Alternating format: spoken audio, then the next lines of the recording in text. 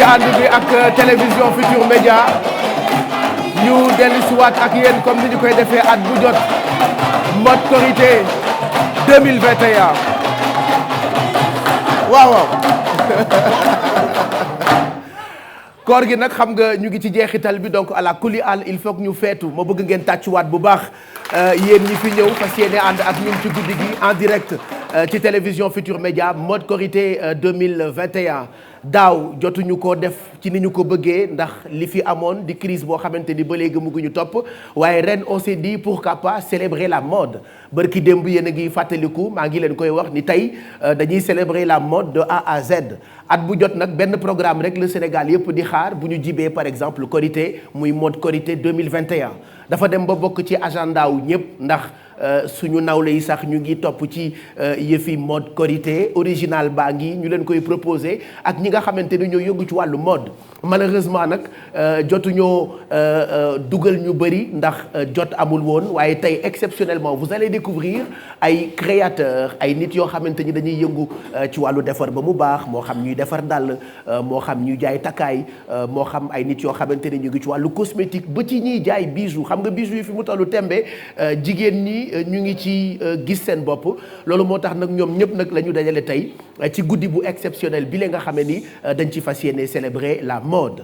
On va démarrer cette émission dans quelques secondes ak suñu invité yi kenn ku ci nekk boo ñëwee di nga dérouler wane li nga xamee ni moom nga fas yéene jagleel sénégalais yi du Korité kese ndax nag bu Korité passé di ngeen mën a profito ci seen ay modèle moo xam ci wàllu sañse ci seen ay takkaay moo xam ci wàllu luxury ci wàllu defar bu mu baax rek en tout cas donc tey dinañu célébrer la mode ci télévision Futur Média bienvenue c'est reparti pour mode Korité 2021 mu bëgg ngeen tàcc bu baax ñi fas yéene ñëw ànd ak ñun ci guddi gi bienvenue.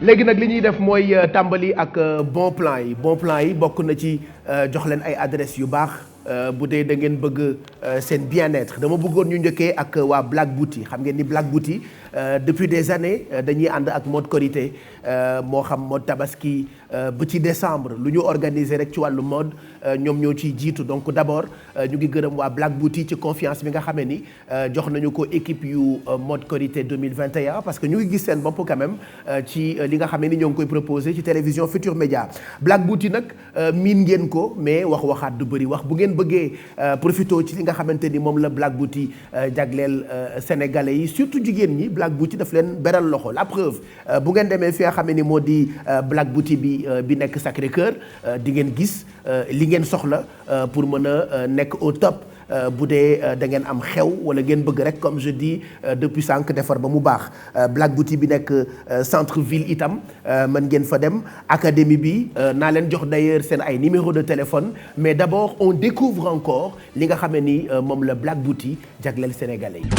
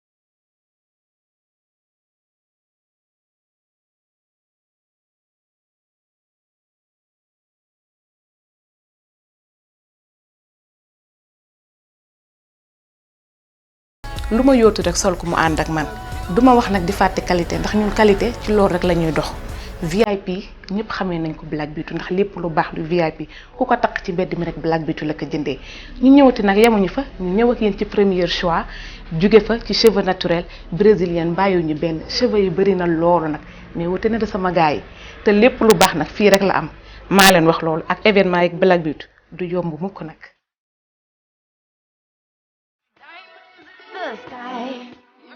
lépp lu ngeen fi gis nii nag muy tresse ak coupe ak coiffure confection de perruque tresse yu yànj yi nga xamante ne jaaxal na ñëpp coupe yu rafet yi gis ngeen lépp nag Black Beauty ñoo koy defaral seen bopp xam-xam boobu ñu am nag bëgguñu ko yemale ki seen biir dañ ko bëgg a partager ak yéen moo tax nag ñu ubbil leen fii école pour partager ak yéen lépp lu nga xamante ne mooy xam-xamu Black Beauty ci xam-xam bu set bi bu sell bi bu rafet bi ñu bokk ko ak yéen ndax lu baax ñëpp a ko bëgg. inscription yi commencé na ñëw leen fii biir Black Beauty Sacré-Cœur commencé na daal tàmbali na bu ko defee rek lépp ñëw ci yéen.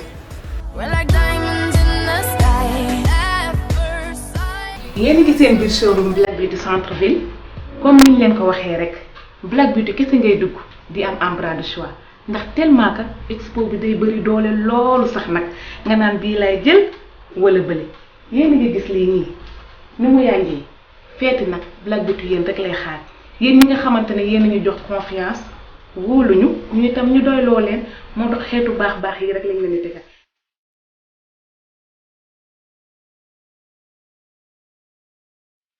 modèle yi nag ci boutique yépp la dispo bu ci kenn xaadara nag ndax feeti ak Black Beauty naru yomb de ak Black Beauty centre ville am nañ fi parking boo xamante ne accessible na oto bu ñëw di nga am foo gaare lépp pour yéen ak événement bi Adja narul yomb de. xoolal ki ne li mu takk ci boppam xoolal manque bi noonu la neex nga koy coiffé.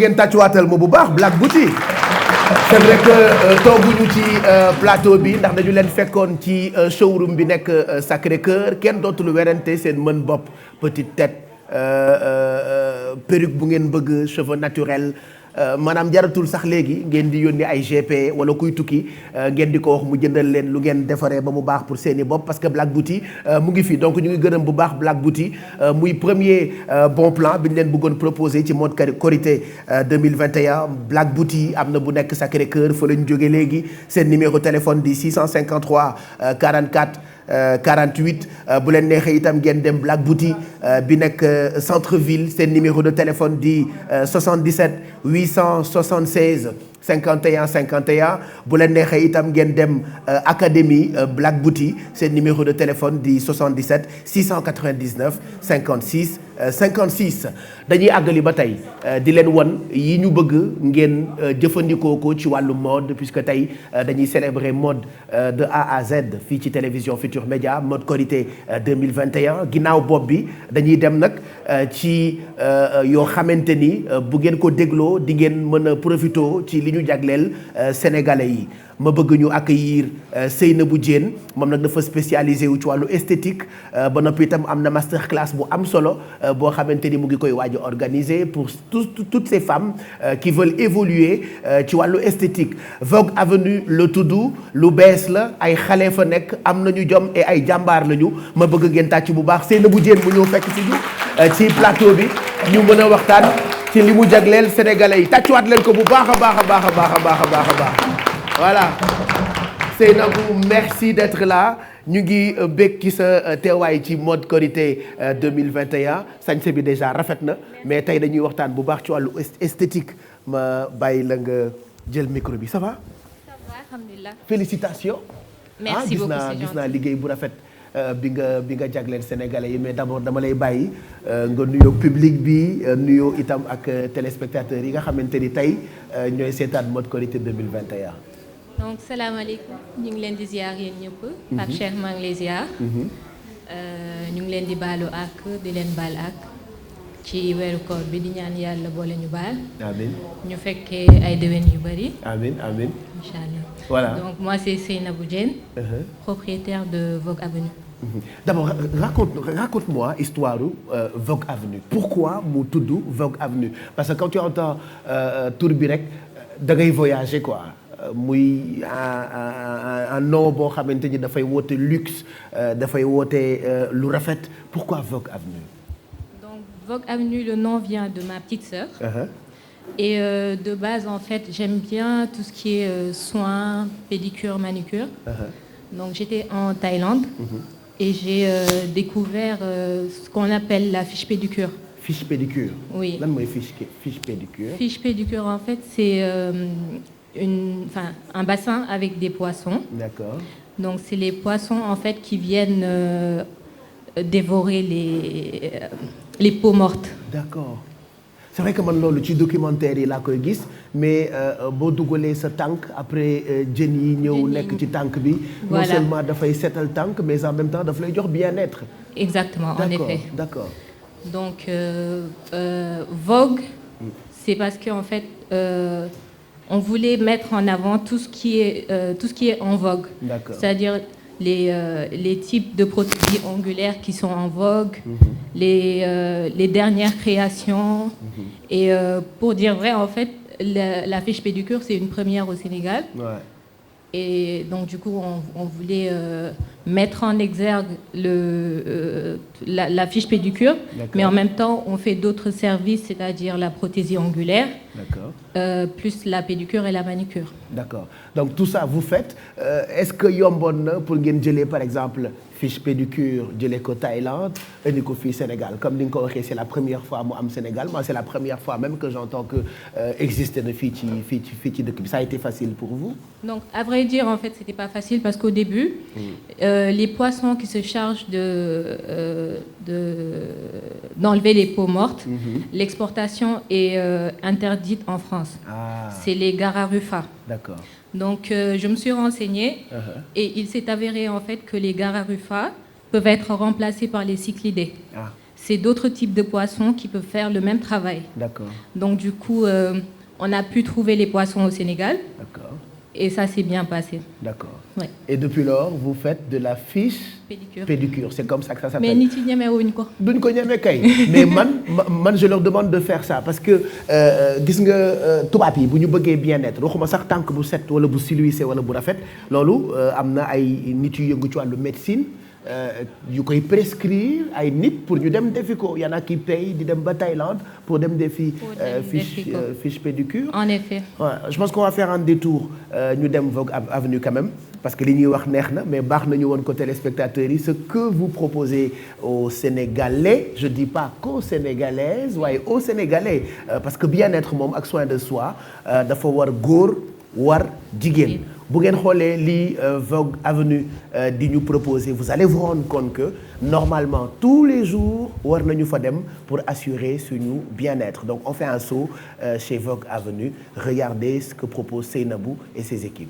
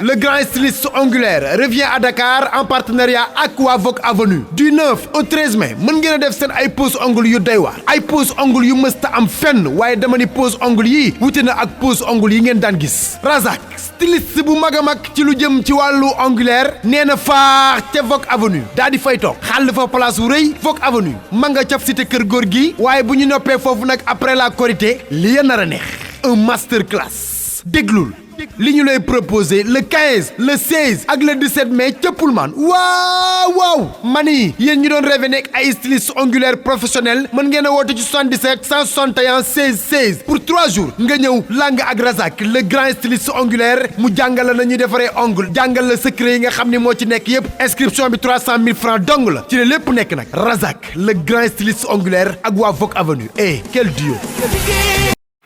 Seynabou mooy proposé li ngeen gis léegi et pourtant tuuti rek la ñu wone parce qu'on n'a pas le temps de tàllal ci li muy proposé ay clientam donc vous êtes là vous proposez tout ça tout ça aux Sénégalais ban conseil ngay jox sa ay clients ñi nga xamante ni quand même ñoo bëgg a nekk fidèle client yu Vogue Avenue. D'abord c'est de venir découvrir le salon et l'aimable personnel qui est là-bas. Bu ñu ragal a ñëw parce que boo gisee place bi tu te dis c'est en fait matériel yi fa nekk c'est luxueux. Donc c'est pas pour autant en fait que ngeen ragal ñëw parce que les prix sont très abordables. Très abordables. Oui, contrairement à ce que pensent et en plus certaines personnes. Clients yi mën a ñëw quand même pour assurer seen bien-être chez Vogue Avenue. Il y a aussi possibilité très prochainement d'acquérir benn xam-xam ci wàllu fiche pédicure par exemple parce que da ngeen di organiser masterclass. Oui, donc masterclass bi déjà il y a un événement qui va le précéder. C'est-à-dire Razak, il va venir en fait le masterclass c'est du 15 au 17. Ouais, du 15 au 17 waaw. Donc il y a un événement qui va le précéder parce que l'année dernière il était là. Il était là, il proposait des services de pose. C'est qui était là l'année dernière? Razak. Razak kan mooy Razak? Donc Razak c'est un Ghanéen. C'est un prothésiste ongulaire très expérimenté et très connu de par son travail. D'accord. Donc il était là l'année dernière, il avait proposé des services de pose ongles, c'est-à-dire chablon, tout ce qui est chablon, tout ce qui est pose résine. Les Sénégalais parce que man damay gis ni dafay def tour du monde ci pose ongle ak ñoom seen. ci pose donc Vogue Avenue. surtout en Afrique Sénégal. Oui, donc on l'avait amené au Sénégal l'année dernière. Donc tout s'était bien passé. Mais c'était la première édition. Mais deuxième édition bi dafa am lu ci rax. D'accord. C'est-à-dire c'est les masterclasses qui vont se passer le 15, 16 et 17 mai au Pullman. Le 15, le 16 ak le 17 mai au Pullman Hotel. Je vais donner un numéro de téléphone boo xamante ni képp ku bëgg a inscrire mën nga ci woote pour avoir de la place mën a bokk ci masterclass bi surtout rencontrer Razak qui est mondialement connu ci wàllu mode ak pose ongle et tout ça. Oui. Et ce qui est important d'être précisé, c'est que les 3 jours des masterclass, c'est lui en fait qui fournit les training kits, les accessoires. Les accessoires. Voilà. Accessoires okay. avec lesquels on fera. On travaille. Le travail. Parce que le travail, en fait, c'est juste pas une théorie, mais il y a de la pratique. Ouais, donc, ouais. il parle anglais. Il ne parle pas français ni wolof. D'accord. Donc, du coup, il y aura un interprète qui va se charger peut-être de leur dire ça, c'est un pinceau. Blush, ça veut dire pinceau. Acrylique, ça veut dire résine. Donc, du coup, il y aura plus de pratique que de théorie. D'accord. Donc il n'y a pas à avoir peur à venir parce qu'ils vont se dire peut-être que si je viens, je ne vais pas comprendre parce que le gars, il parle anglais, alors qu'il y aura une personne qui va se charger de l'interprétation. Qui pourrait expliquer tout ça en wolof Exactement. ou même en français. Merci en tout cas. Toi, tu fais notre fierté parce que jàmbaar nga xale nga yaa ngi jëli beneen xam-xam bu nekkul Sénégal di ko indi uniquement parce que da nga bëgg sa réew. Donc je conseille d'abord à tout le monde di dem fi nga xamante ni moo di Vogue Avenue pour assurer seen bien-être. Su fekkee bëgg ngeen bokk itam ci masterclass bi n'hésitez pas, ce sera du 15 au 17 mai, le 15, le 16 ak le 17 mai. Je vous donne juste le numéro de téléphone, soit pour prendre rendez-vous bu dee da ngeen bëgg a defar pédicure bu baax, manucure bu baax, defaraat seen yaram, wala bu dee da ngeen bëgg a inscrire ci masterclass bi mën ngeen def 77 161 16 16 77 161 16 16 donc loolu le Vogue Avenue indil waa Sénégal. Merci d'être passé nous voir. Tu as eu peur de parler à la télé mais tout naturellement ñëw nga toog waxtaan ak ñun parce que je sais que defar bi nga gën a mën sax que wax ji donc na ñëpp di dem Vogue Avenue quand même. Donc aussi de préciser en fait qu'il y a une date limite pour les inscriptions. Pour les inscriptions bien évidemment. Bon, on sait en fait que les Sénégalais dañoo mën dernière dañuy minute. yéex a ñëw waaw. Donc du coup on a prévu plus de kits parce que normalement en fait il faut qu'on ait le nombre d'inscrits pour lui lui communiquer. Pour moom mu mën a parce que les places déjà sont limitées hein. Les places sont vraiment limitées. Donc du coup il faut que les gens viennent avant le 10. D'accord, avant le 10, inscrivez-vous pour bokk ci masterclass. Oui. Merci Seynabou. Merci à toi. Kontaan naa. Merci, c'est gentil.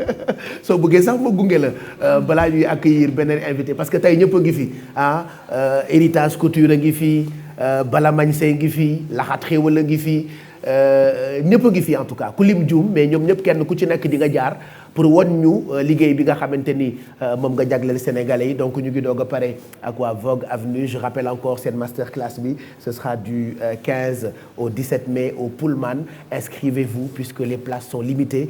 ñoom nag seen spécialité mooy esthétique defar pédicure manicure fiche pédicure bi Thaïlande la am mais désormais am na Sénégal grâce ak Vogue Avenue. Je vous redonne le numéro de téléphone 77 161 16 16. Merci Seynabou.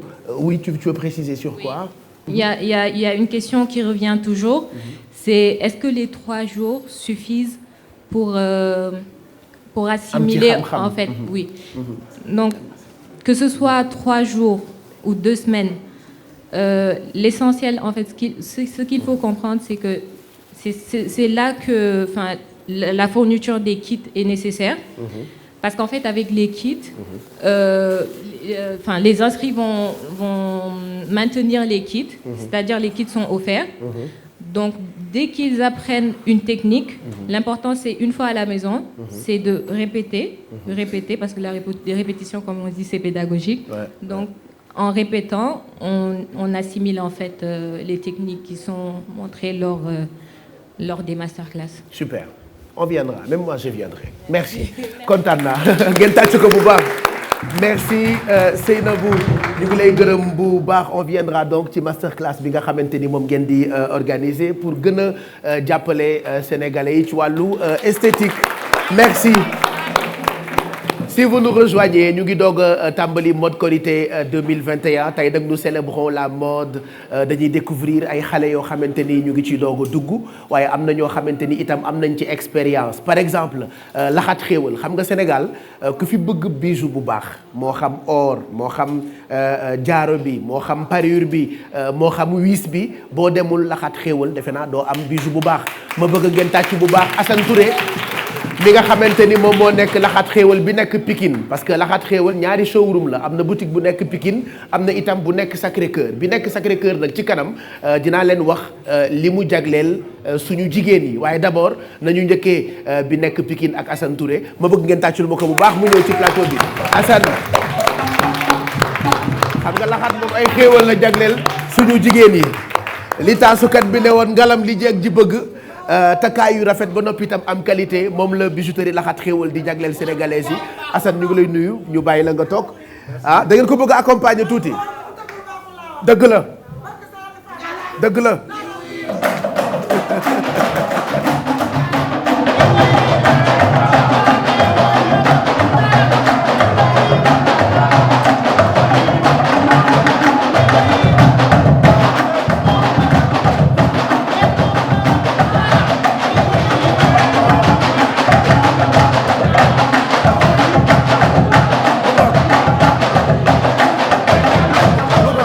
Assane ñu ngi lay nuyu. waaw bëgg nañ ci sa teewaay ci mode Korité 2021 laxaat xéewal moom lii sama yaay ji wax rek mooy dëgg Bijou bu mu tëggul baaxul.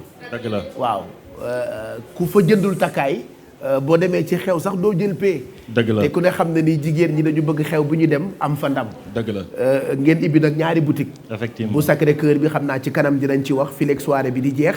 mais d'abord ñu njëkkee ak laxaat xéewal bi nga xamante ni moo nekk Pikine tali bu mag. dëgg la foofu defe naa mooy kër gu mag. waaw ndax fa la lépp tàmbalee. dëgg la Pape Cheikh. waaw. avant tout maa ngi nuyu ñi nekk ci salle bi yëpp. di nuyu téléspectateur TFM yi.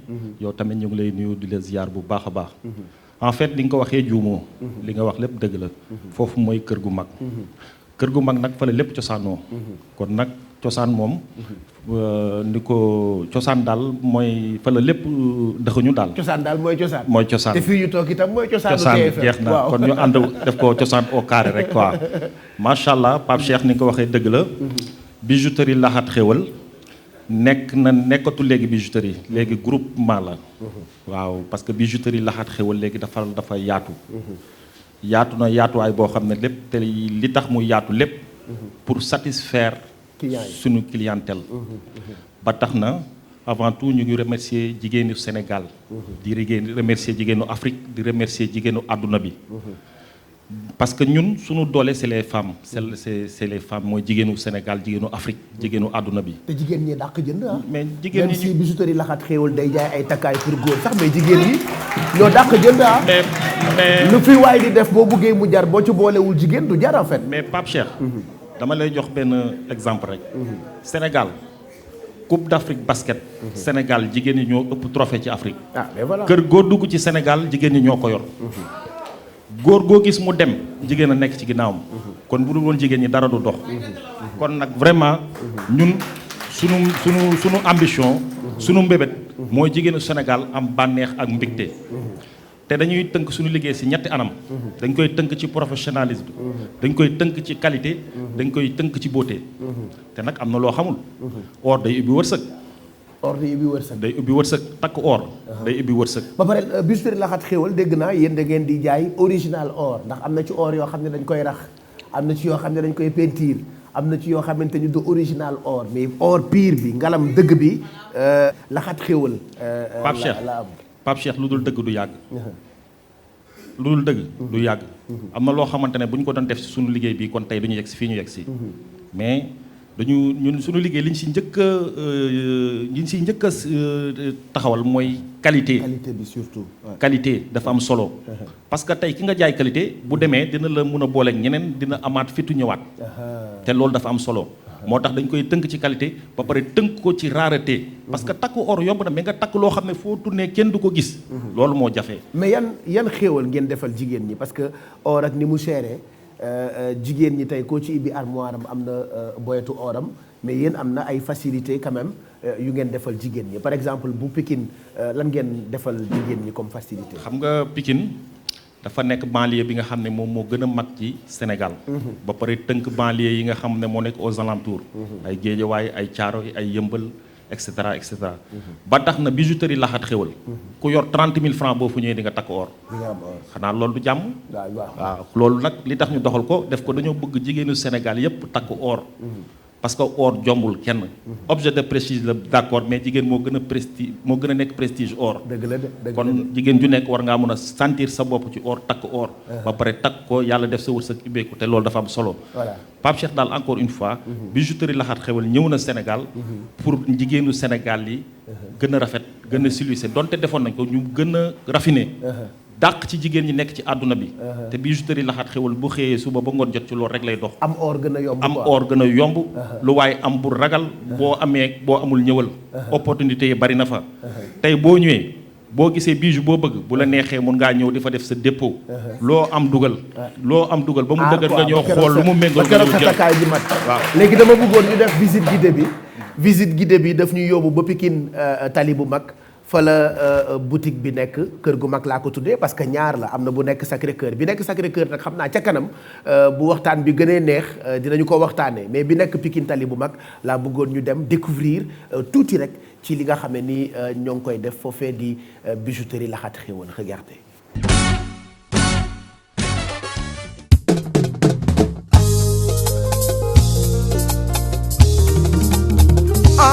ñeño yee tey ma wéyal leen ndeysaan